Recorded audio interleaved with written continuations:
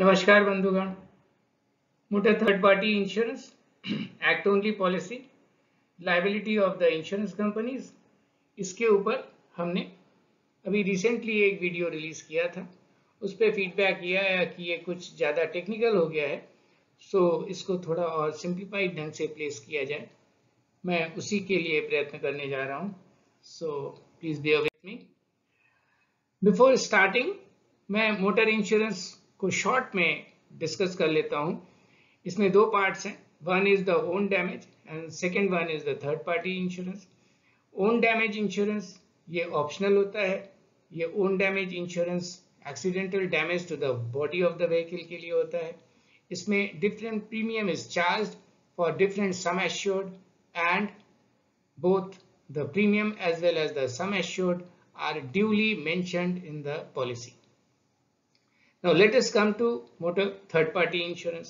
Motor third party insurance is compulsory as per provisions of the Motor Vehicle Act. बिना motor third party insurance के हम कोई भी motor vehicle किसी public place पर चलाने के लिए हमारे पास इजाजत नहीं है, कानून इसकी इजाजत नहीं देता है।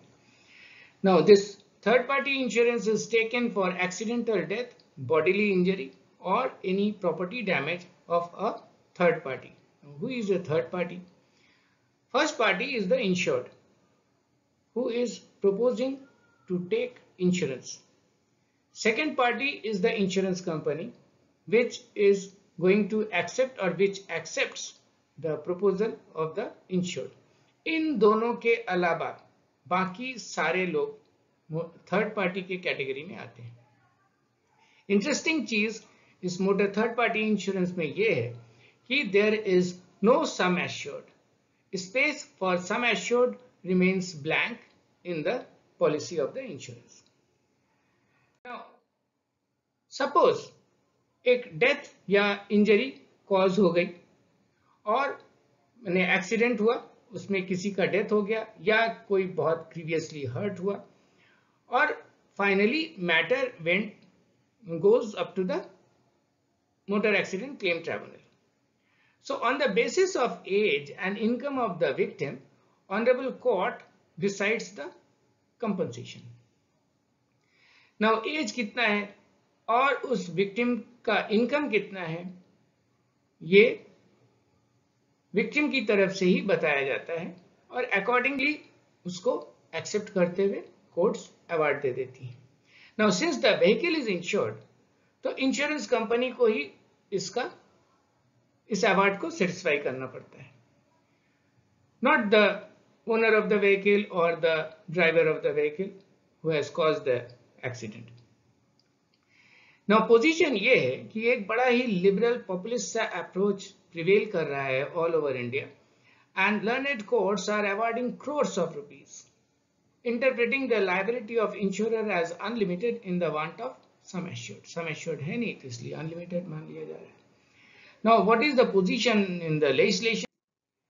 Legislation was and legislation is there to help. 149(1) of the motor vehicle clearly speaks that insurer की liability is only limited to the sum assured. It should not exceed the sum assured.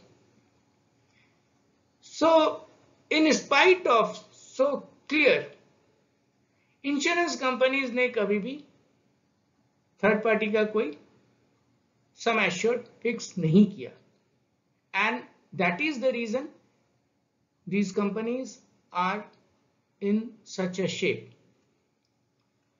अब यहां पे some people are truly exploiting the situation at the cost of general public. General public क्यों? Because general public is paying the third party premium and insurance companies उसी premium से third party जो भी award हो रहा है उस award को सेटिस्फाई कर रही हैं. पता चला कि 100 रुपीज जमा हुआ और 100 रुपीज से ज्यादा ही कंपनसेशन सेटिस्फाई करने में चला गया. तो ऐसे केस में इंश्योरेंस कंपनीज क्या करेंगी? To cope up with the insurance business वो प्रीमियम इंक्रीज कर देती है. और मजेदार बात यह है कि ड्राइवर या owner of the vehicle they just walk out smiling after causing the accident.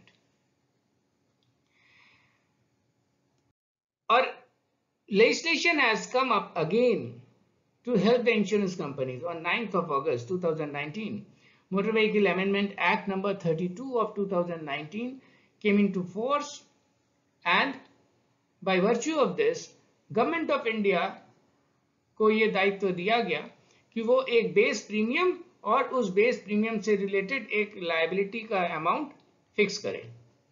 इसके लिए government of India is suppose to consult the insurance regulatory development authority of India. I have no such information कि अभी तक government of India ने इस बारे में कोई स्टेप लिया है. चूंकि इस बीच में पूरा 2019 अगस्त का मामला है और उसके बाद से 2020-21 में कोविड और ये पैंडेमिक का सिचुएशन रहा, लेकिन मैं गवर्नमेंट ऑफ इंडिया से थ्रू दिस वीडियो आग्रह करता हूं कि वो इमीडिएटली इस पे कार्य करें, क्योंकि this will have prospective effect. और जिस दिन से ये स्टार्ट हो जाएगा उस दिन से इसमें ये जो स्कैम चल रहा है that will come to an end. So thank you very much for bearing with me. I wish you all the best.